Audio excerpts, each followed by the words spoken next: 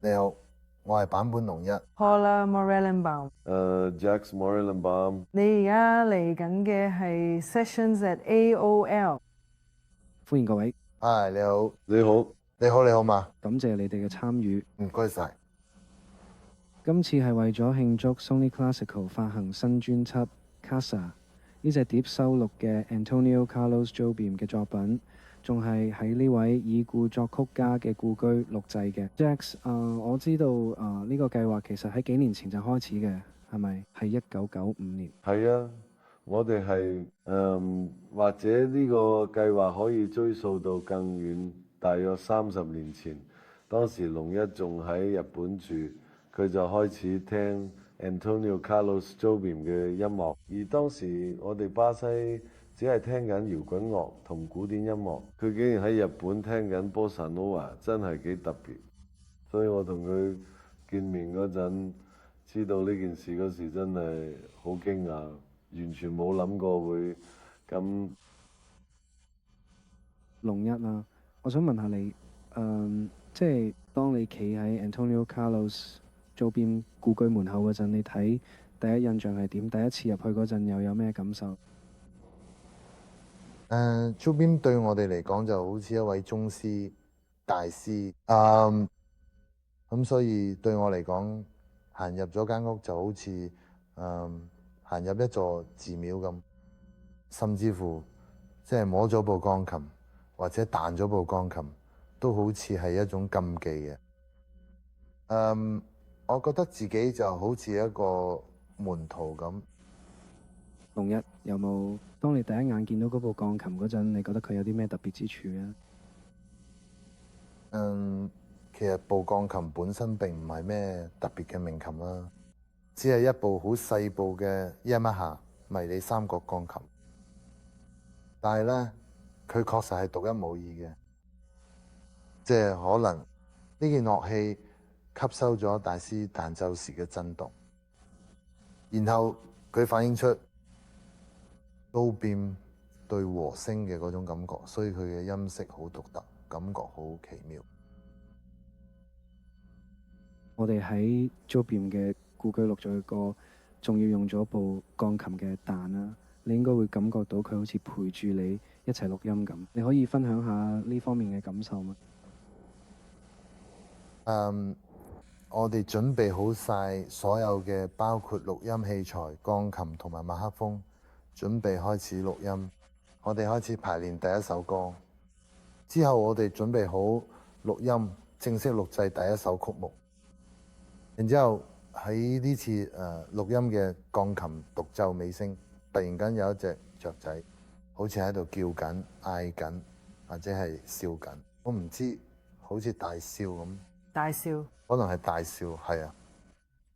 我哋錄到好清脆嘅雀仔聲，就係咁樣。所以我哋喺度，佢嗰個會唔會係 Jobim？因為佢話過死後想變成一隻雀。我覺得嗰種感覺好似，你知啦，就好似 Jobim 同我講：喂，龍一，呢部係我哋鋼琴嚟嘅。有啲也嘈喎。行開啦，行開。或者係叫我彈得溫柔啲、輕巧嘅。但係佢我哋嘅，如果真係咁，我會覺得佢係想講佢呢啲音樂，你真係彈到我心目中嘅感覺。係啊，我都係冇嘅。你又喺度彈我哋音樂啦。仲有啊，我真係好開心。係啊，咁好嘅鋼琴，如果冇人彈，真係好㗎，你明啦。你覺得做邊藝術做 Money 嘅精髓係咩？令到佢嘅作品可以流傳得咁耐嘅？我會話有好多方面，但係最重要嘅可能係佢嗰種極簡主義嘅風格，特別係冇彈鋼琴嘅方式，絕對係體現咗少即係多嘅哲學嘅。Thelonious Monk 都有類似嘅感覺，或者係，但係佢仲更加簡約，係啊，音符更少啦。對我嚟講，佢嘅音樂同佢嘅演奏方式，真係簡直帶有一種好特別嘅禪意。你係幾時先真正確定彈鋼琴係你想做嘅事，而且鋼琴會成為你一生中最主要嘅樂器？即係我以前係個好懶嘅學生，我肯定 Jack 以前都係，所以我先喺度笑。其實我一路以嚟都決定唔到，你知啦。直到我差唔多30歲嗰陣啦，我先真係確定音樂人係我終身嘅職業。嗰陣我已經加入咗 Yellow Magic Orchestra 樂隊，但係佢嗰之前，我睇過自己可以做小説家或者做數學家、演員。唔係啊，我唔中意做演員。但係你係一個好好嘅演員。唔係戰場上嘅快樂聖誕係我最中意嘅電影。㗎。